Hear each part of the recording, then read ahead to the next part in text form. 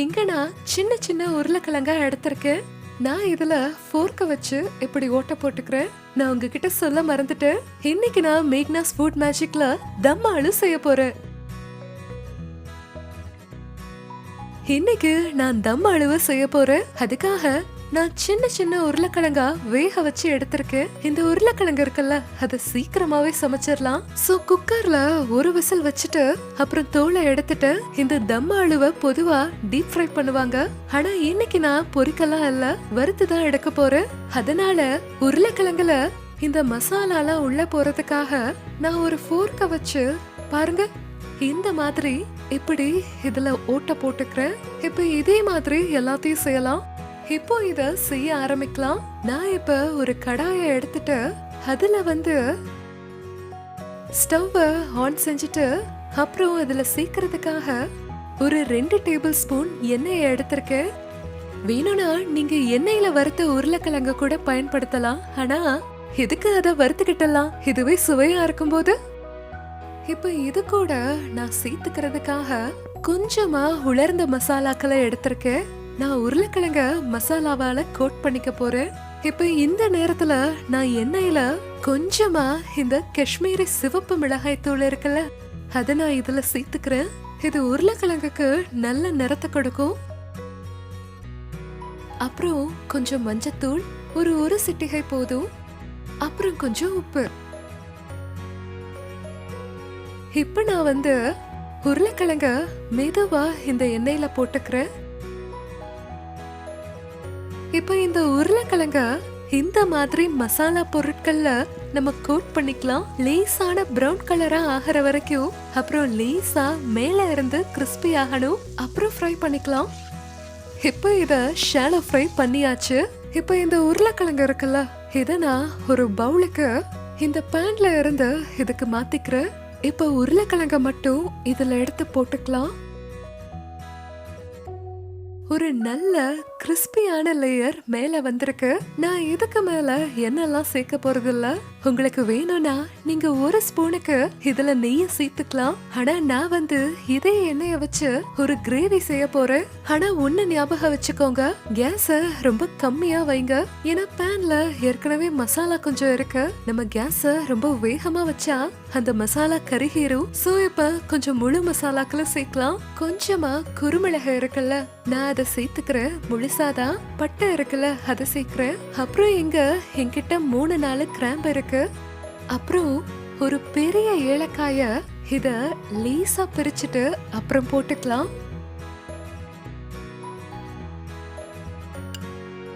இப்ப இத கலக்கிக்கலாம். இப்ப கொஞ்சமா சீரகத்தை நான் சேர்த்துக்கிறேன். அப்புறம் எனக்கு சோம்பு ரொம்ப பிடிக்கும். நம்ம தம் ஆலுவை வேற வேற மாதிரி எல்லாம் செய்வோம். பாத்தீங்கன்னா சாதாரண ஆலு, காஷ்மீரி தம் ஆலு, ஷாஹி தம் ஆலு, சோம்பு எல்லா விதமான தம் ஆலுல போடுறது ரொம்பவே பிடிக்கும். சோ நான் இப்ப இத லேசா கைகளால கசக்கிட்டு அதுக்கப்புறமா இந்த மசாலா கூட நான் போட்டுக்கிறேன். சோ இப்ப கைகளால லேசா கசக்கிட்டு இப்படி போட்டுக்கலாம். நீங்க கைகளால இத நசுக்கும் போது இதோட வாசனை உடனடியா நமக்கு கிடைக்கும். கொஞ்சம் சோம்ப போட்டாச்சு.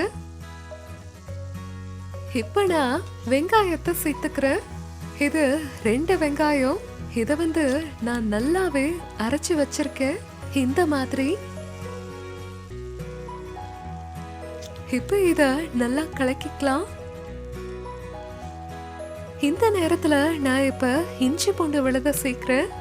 ஒரு டீஸ்பூன் சேர்க்கலாம்.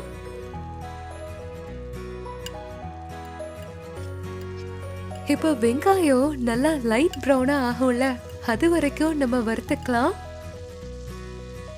நான் எப்பவும் சொல்லுவேன்ல, இந்த வெங்காயம் சீக்கிரமா வேக வைக்க கொஞ்சமா உப்பு சேர்த்துக்கலாம். இந்த மாதிரி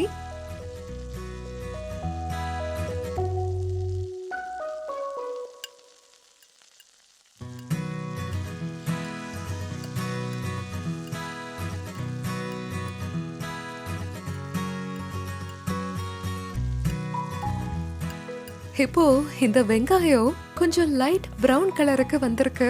இப்ப இந்த நேரத்துல நான் கொஞ்சம் தக்காளிய இதுல சேர்த்துக்கிறேன். இந்த தக்காளியுமே நான் அரைச்சுதான் வச்சிருக்கேன். இது 2 பெரிய தக்காளி. இப்ப இத நம்ம கலக்கிக்கலாம்.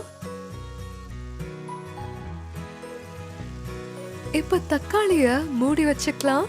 இந்த தக்காளியில இருக்கிற தண்ணியிலேயே இது கொஞ்ச நேரம் வேகட்டும். அப்புறம் அந்த எண்ணெய் எல்லாம் பிரிஞ்சு வரட்டும். எப்படி இருக்குன்னு பார்க்கலாம்.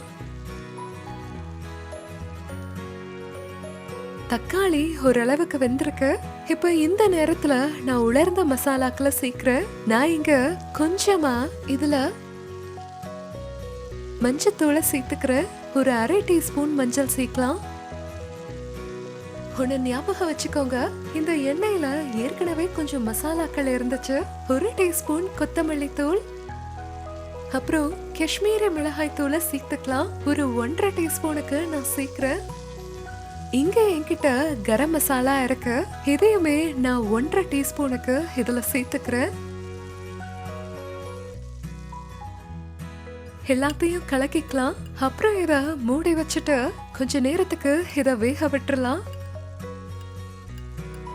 இப்ப இந்த மசாலாக்கள் நல்லா வேகட்டும். இது நல்லா வேகலனா இதுல இருந்து பச்சை வாசம் அடிக்கும். அப்புறம் ருசியெல்லாம் நல்லா இருக்காது. இப்ப நான் இத மூடி வச்சிருக்கேன். தக்காளியில இருக்கிற தண்ணி எல்லாம் நல்லா சுண்டட்டும்.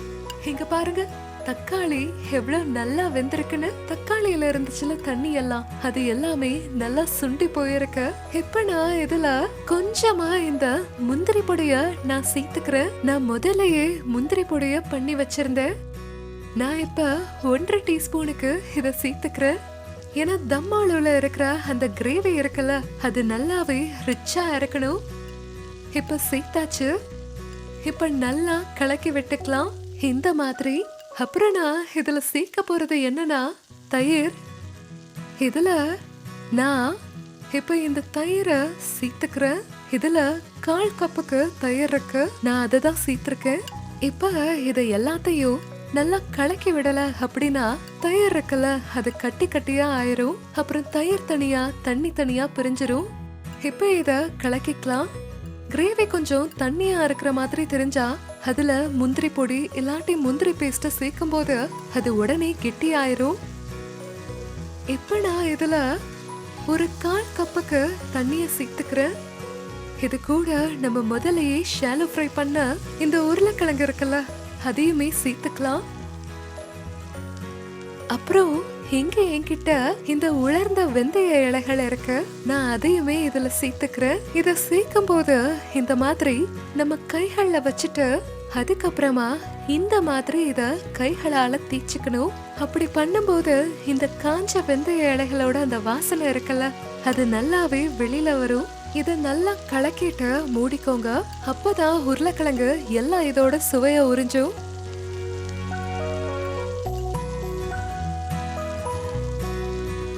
வாங்க இப்ப நம்ம கிரேவி வெந்துருச்சான்னு பார்க்கலாம்.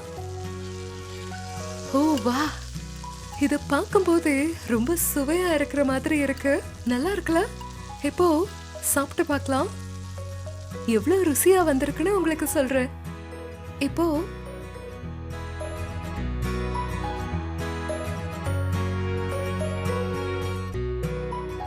நல்லா இருக்கு.